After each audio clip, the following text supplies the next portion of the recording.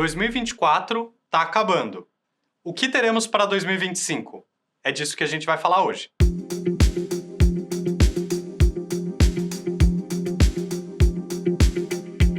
Bem-vindos ao último Conversa de Fundos de 2024. E nessa hora que a gente se reúne para pensar o que vai ser do próximo ciclo, a gente pensou em fazer um episódio especial sobre macroeconomia, o que aconteceu e o que a gente espera para o futuro. E para isso não podia ser diferente, a gente chamou aqui o Luiz Fernando Lopes, que é o macroeconomista-chefe do Pátria já há 28 anos. Luiz, muito obrigado por estar aqui com a gente hoje. Prazer e um privilégio, Vitor, estar aqui com vocês nesse podcast. Eu sou sócio e economista-chefe da empresa. Me juntei ao então Banco Patrimônio de Investimentos em 1996. Isso é uma outra maneira, talvez mais elegante, de dizer que eu sou bastante velho. Eu já vi bastante coisa. Acho que isso ajuda na hora que a gente vai discutir aqui o cenário do que está acontecendo e principalmente o que a gente espera que vai acontecer para o final desse ano e olhando também 2025. Muito obrigado, acho que vai ser super interessante. Estou até um pouco nervoso, mas vamos lá. Para dar um primeiro chute na bola aqui, Luiz, eu queria te perguntar, e acho que vai ser importante a gente ir do global para o local, porque vamos falar de macroeconomia, a gente pode passar dias aqui falando disso. Vamos começar pelo global e acho que aqui vai ser inevitável falar das eleições dos Estados Unidos, né? Sem dúvida, provavelmente o acontecimento global mais importante deste ano, talvez até dos últimos 4 anos, a eleição do presidente Trump, da maneira, na verdade, como ele foi eleito, né? Acho que já se imaginava que existia uma chance bastante razoável dele ganhar essa eleição, mas a maneira com que ele ganhou, né? Ele ganhou no voto popular, coisa que nenhum presidente republicano tinha conseguido nas últimas eleições. Ele ganhou o colégio eleitoral, por óbvio. Ele, junto com isso, maioria republicana no Senado, uma pequena maioria na Câmara dos Deputados, né, na Câmara dos Representantes. A maior parte dos governadores de estado, dos 50 estados americanos, são republicanos. Foi uma vitória, foi uma lavada. Então, a maneira com que ele ganhou realmente foi bastante impressionante. E isso faz parte de um processo, aí tentando olhar um pouco mais para trás, que a gente agora consegue identificar com mais clareza que estava caminhando para alguma coisa que poderia ter um desfecho como esse. E esse processo global que a gente está mencionando aqui tem a ver com o que a gente chama de globalização fraturada, ou seja, os principais jogadores, os protagonistas, as maiores economias mundiais, Estados Unidos, China, Índia, Brasil, no que cabe a participação da economia global, eles continuam com agendas que são agendas globalizantes, ou seja, ninguém tem uma plataforma de se fechar, cortar contatos de comércio com o resto do mundo, investir menos, é o contrário. Só que no passado, essas agendas eram cooperativas e eram agendas que a gente chamava muito ocidentalizadas, era uma coisa que encaixava naquilo que os Estados Unidos queria, a Europa Ocidental queria, etc. Essas agendas não são mais desse jeito, elas são agendas concorrentes, elas conflitam, e o que acontece agora é, num contexto de globalização fraturada, com maiores tensões geopolíticas, é natural, ou não é surpreendente, que um presidente tenha sido eleito nos Estados Unidos exatamente para ampliar essa globalização fraturada. Então, o que a gente tem que analisar agora, ok, não é surpreendente, mas quais são as implicações? O que significa um passo adiante numa agenda de globalização fraturada? A gente tem que examinar o que são as propostas, principalmente de política econômica do governo Trump. E aí, quando a gente faz isso, tem uma série de medidas, quase uma dúzia delas, mas 2 são essenciais, são as mais complicadas de todas, que têm maior impacto, que é restrição forte à imigração e aumento de tarifa de importação contra outras economias que são vistas como concorrentes aos Estados Unidos ou não amigáveis aos Estados Unidos, principalmente China. Esse protecionismo, né? É o protecionismo. Visto de outra maneira, o aumento do protecionismo encaixa na agenda de globalização fraturada e o presidente Trump, na verdade, já anunciou, já ameaçou tarifas contra a China e, para surpresa de alguns, aumento de tarifas contra México e Canadá. E aí o que acontece? Na hora que você soma o impacto disso com outras medidas, ele quer promover corte de impostos para empresas, tem outras medidas também, aí você tenta calcular o resultado líquido disso, ou seja, medidas que aceleram o crescimento, medidas que são contrárias ao crescimento, que prejudicam o crescimento, qual é o impacto final? E aí o que acontece? A gente tem um gráfico que mostra isso, uma estimativa, olhando um cenário no qual o presidente Trump consegue implementar a maior parte das suas medidas, vis-a-vis um cenário no qual a política econômica não mudaria. Seria mais do que a gente estava vendo ao longo dos 4 anos, sem nenhuma grande alteração. A taxa de crescimento da economia americana ela é maior, igual ou menor do que seria se não tivesse sido feita mudança nenhuma. E aí o gráfico mostra, na verdade, que existe uma desaceleração. Num primeiro momento, a economia americana acelera, depois, mais do que compensa o que acontece depois, é uma desaceleração. E aí, no final do governo Trump, o que se estima é que você vai ter uma taxa de crescimento, por exemplo, nos Estados Unidos, 1 ponto percentual menor de crescimento do que teria se ele não tivesse sido eleito e não tivesse implementado essas políticas. Porque a conta da medida estrutural, ela chega, né? A princípio você não se adaptou, então de fato beneficia bastante os Estados Unidos, mas depois A conta chega. As geografias elas se adaptam e acho que até já vou puxar o gancho aqui, né? A China, uma vez que os Estados Unidos está menos colaborativo com ela busca outras cadeias de valor para suprir sua demanda e até para exportar os seus produtos. Então, o resultado líquido para os Estados Unidos, entendido, o resultado líquido para outras geografias depende do local, né? E talvez até aqui já puxando para o Brasil e para nós. Exato. Essa diferença qual que é? Outra característica importante dessa globalização fraturada é que o mundo cresce menos do que crescia antes. Os Estados Unidos, na nossa estimativa, deve crescer, a taxa de crescimento da economia americana deve ser 1 ponto percentual menor do que era antes. Mas não existe um impacto único. Dependendo da geografia, da região que você está no mundo, o impacto é muito menor e, em alguns casos, ele não existe ou ele pode ser até liquidamente positivo. Então, por exemplo, enquanto os Estados Unidos decresce o crescimento dele, a taxa de crescimento dele de médio e longo prazo, a China tem uma desaceleração ainda mais forte que dos Estados Unidos e vai reagir a ela e vai procurar outros parceiros comerciais, outros parceiros para investimento. Aí você olha assim, mas quem que são esses outros parceiros? Quem são essas outras geografias que podem se beneficiar da reação da China ou da reação da Europa, que também é prejudicada? Aí você começa a olhar a América Latina. A América Latina, na hora que você calcula o impacto de crescimento, ele é negativo, mas ele é muito pequeno, muito menor do que nos Estados Unidos. E aí o que acontece? Na hora que você abre a América Latina, dentro da América Latina você tem a maior economia, que é o Brasil.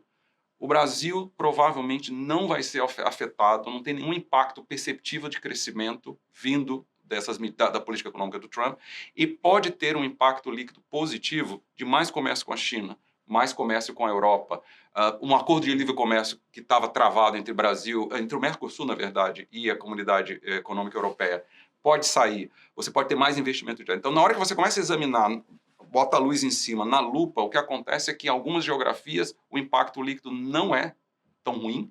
Em alguns casos específicos, a gente acha que no caso do Brasil é 0 ou pode ser positivo, dependendo da reação dos outros protagonistas. Legal, legal. Luiz, e aproveitando que a gente puxou agora para o Brasil, eu queria te perguntar a respeito de como que o panorama macroeconômico local, ele, na sua visão, tem se comportado, quais que são os drivers, os elementos que fazem com que a gente se comporte dessa forma. E aqui, inevitavelmente, a gente vai falar de responsabilidade fiscal, de ciclo de taxa de juros. Talvez a gente até precise dar um passo para trás, explicar algo que a gente nunca explicou aqui, que é quais são os elementos que sustentam o crescimento de longo prazo.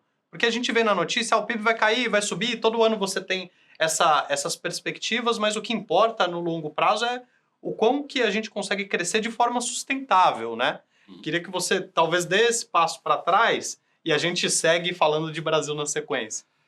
O que o Vitor está mencionando aqui, que é um conceito muito importante, que a gente chama de crescimento potencial, produto de longo prazo, que é basicamente qual é a velocidade de crescimento sustentável que qualquer economia tem, assumindo uma certa utilização de fatores de produção, né? Capital, trabalho, recursos naturais, etc. Que taxa de crescimento real ajustado pela inflação segue ao longo do tempo sem provocar nem aceleração da inflação, nem de desequilíbrio das contas externas, etc. Esse é o crescimento potencial de longo prazo. No caso da economia brasileira, é uma situação bem interessante, porque é uma economia bastante diferente da média de outras economias que você encontra em mercados emergentes. Mercados emergentes, normalmente, você tem a situação, uma economia ela é rica em recursos naturais, mas ela não tem um mercado interno tão forte. Outras economias, por exemplo, vai na África, um continente rico de recursos naturais, muitas economias, exportam bastante produtos, mas não tem um mercado interno tão desenvolvido e tão forte. Você vai para outras economias como China e Índia, o mercado interno é fantástico, bilhões de pessoas, mas aí elas têm problema de recurso natural. O caso do Brasil é uma economia que tem as duas coisas. Tem um mercado de consumo muito forte, tem uma história de classe média ascendente muito importante, mas também tem a riqueza de recursos naturais. Isso é muito inusitado. E aí o que acontece? Na hora que você combina essas duas coisas e faz o cálculo de utilização de fator trabalho, né, a taxa de desemprego, a utilização de capital, etc., você tem uma velocidade de crescimento de longo prazo que costumava ser uma velocidade baixa, a gente está falando de 1 a 2% de crescimento real ao ano, já ajustado pela inflação. E aí o que está acontecendo é que ao longo dos últimos 10, 15 anos, essa velocidade mudou, ela aumentou.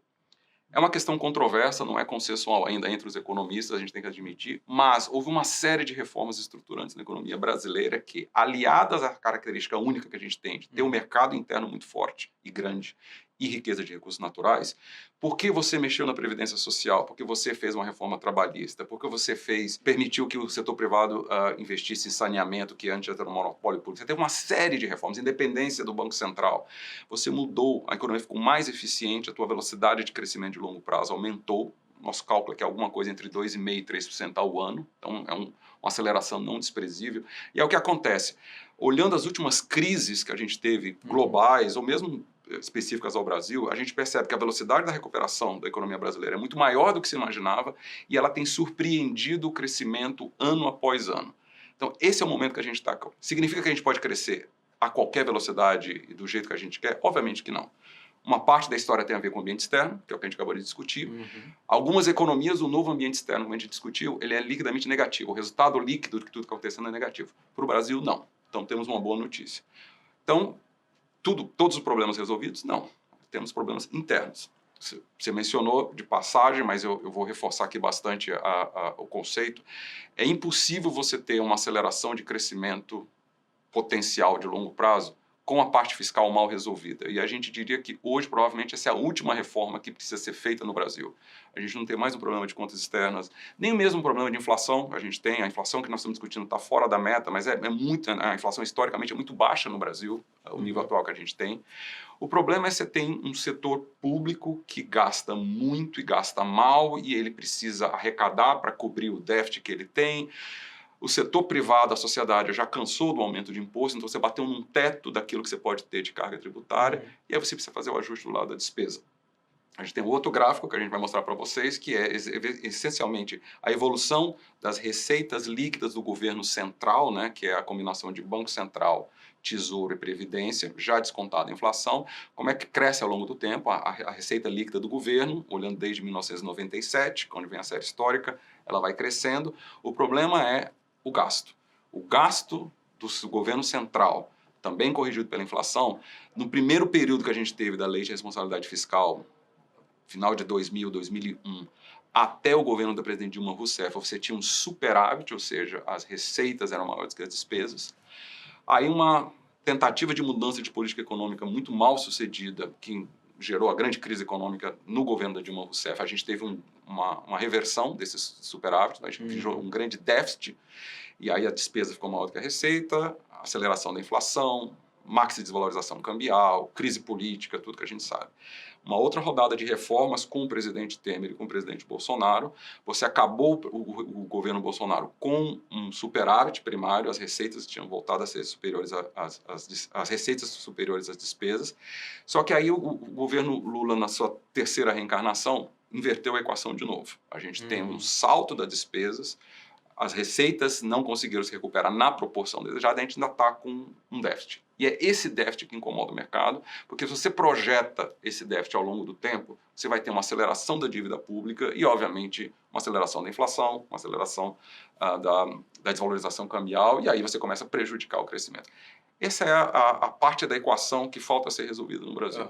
E aí, o nervosismo do mercado a gente está esperando já há algum tempo a parte do ajuste fiscal que vem pelo lado da despesa, e aí nós estamos já com algumas semanas no qual o governo está dizendo, vou entregar a parte, o ajuste das despesas, mas aí tem um dia, não vai ser a semana que vem. Falta só um acordo, né? Falta um acordo, não, falta a previdência dos militares, falta alguma coisa. Então você está adiando, o mercado vai ficando mais nervoso, e aí os juros futuros projetados sobem, o dólar não cai mais. Então, esse é o momento que a gente está vivendo agora. Esse é um conceito que você comentou, que agora a gente consegue crescer mais de forma sustentável, pelas reformas que já foram realizadas. O problema é que se eu quiser crescer mais do que esse valor que já é superior, a conta ela inevitavelmente vai chegar. Isso se reflete em inflação, que ela ainda, como você comentou também, ela ainda é marginalmente superior e o Banco Central precisa atuar e tem atuado. Mas é difícil isso, né? O governo ele tem todo esse cunho desenvolvimentista, que legal, pode ser interessante, só que você não consegue arrecadar muito mais. Então, em algum momento, você vai precisar gastar, ou não gastar menos, né? Mas parar de aumentar tanto o gasto público. Você definiu. A gente tem que ter os conceitos bem precisos. O governo não vai gastar menos. Nenhum ajuste fiscal no Brasil, incrível, significa o governo gastar menos.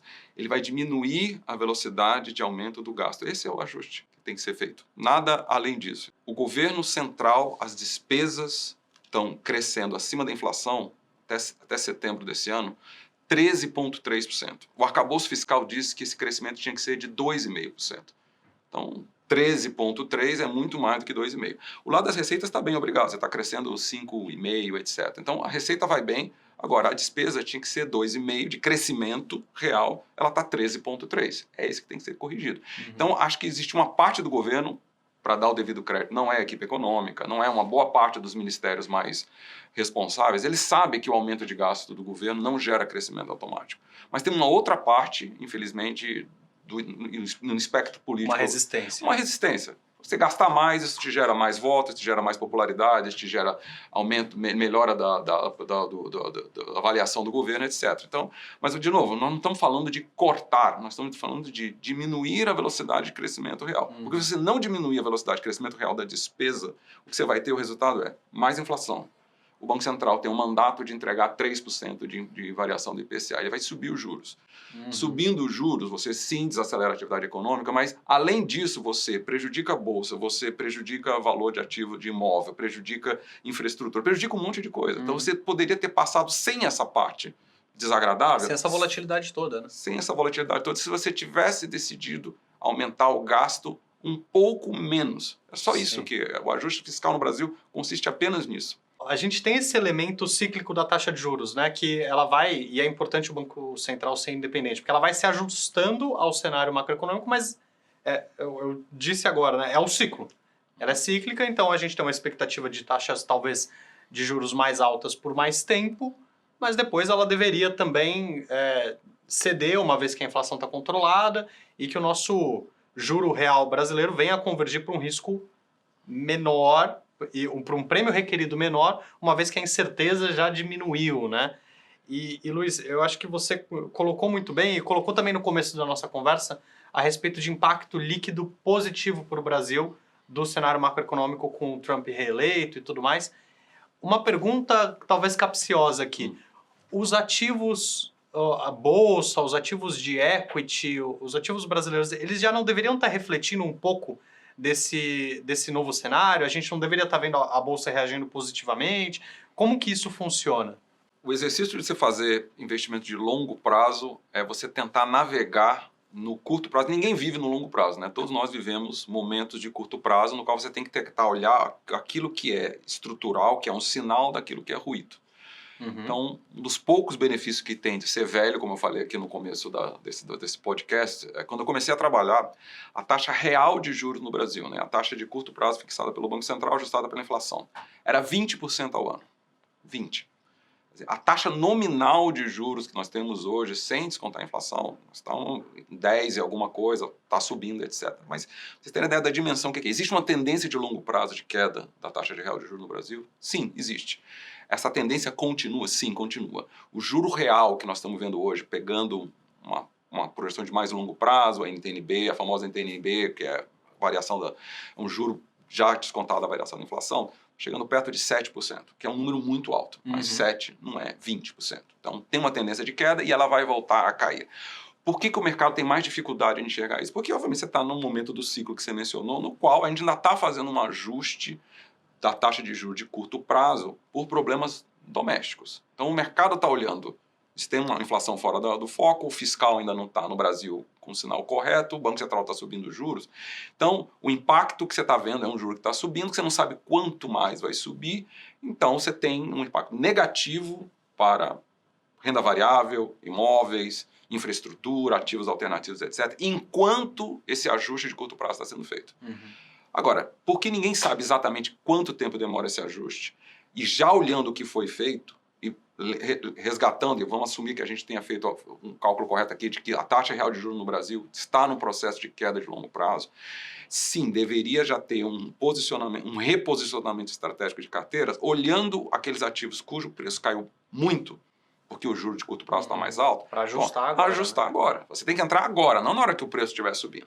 Agora você tem que ser contracíclico, porque todo mundo está indo na direção contrária. Então, o mercado está ignorando que no longo prazo o efeito líquido externo de que nós estamos vendo é positivo? Sim, porque todo mundo tem a tendência prioritária de olhar o impacto de curto prazo. Então, na montanha-russa lá... Na montanha-russa... Depois eu vejo se melhora. Isso, na casa você está desabando ou subindo e coisa e tal, você não está muito interessado em saber o que vai acontecer 3 voltas adiante. Você está tentando se ajustar agora.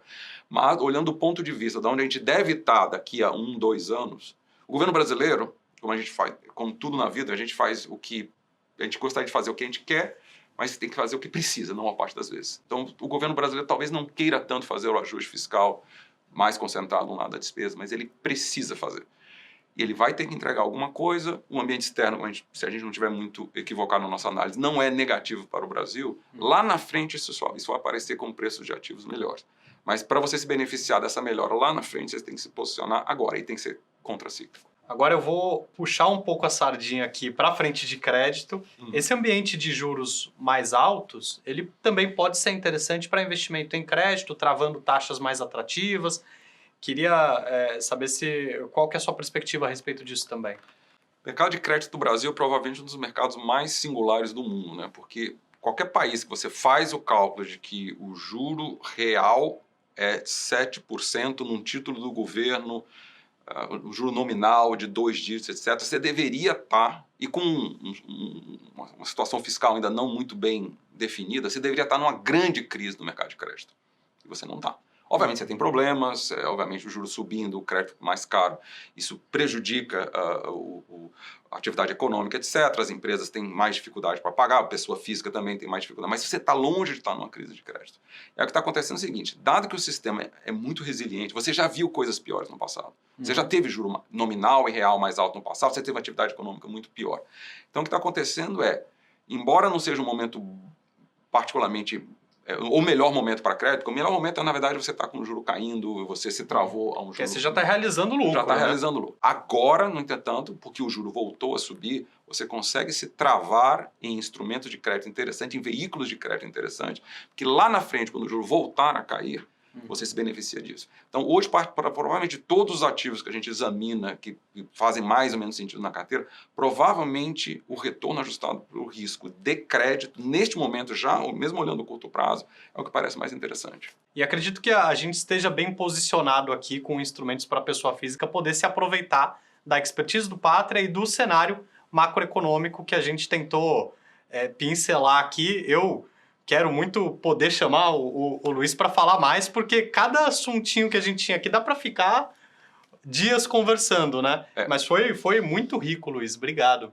Grande prazer, Vitor. Espero que tenha sido útil para todos e espero voltar aqui. Quer dizer, as histórias que a gente contou aqui, os temas, certamente vão voltar a merecer comentários ao longo dos próximos meses e aí a gente volta aqui para discuti-los. Legal, obrigado. Eu espero que a gente tenha ajudado a dar um pouco mais de cor para as perspectivas e para os seus investimentos para os próximos anos. E claro, a gente vai voltar para falar de investimento no nosso Conversa de Fundos no ano que vem. Muito obrigado.